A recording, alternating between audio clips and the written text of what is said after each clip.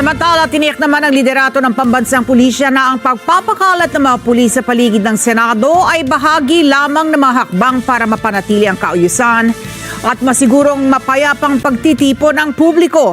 Fix Sumentak para sa detalye. Niliwanag gayon ni Philippine National Police o PNP Chief General Jose Melencio Nartates Jr.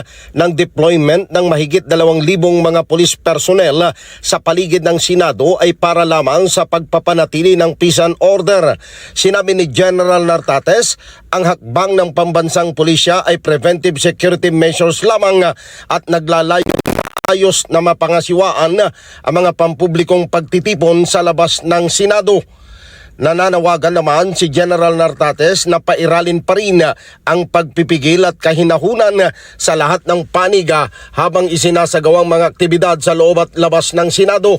Inatasan din ni General Nartates ang lahat ng mga unit commanders ng PNP na mahigpit na sundin ang mga umiiral na alituntunin hinggil sa mapayapang pagtitipon. Vic Sumentak para sa mata ng Agila, matatag, matapang, matapat.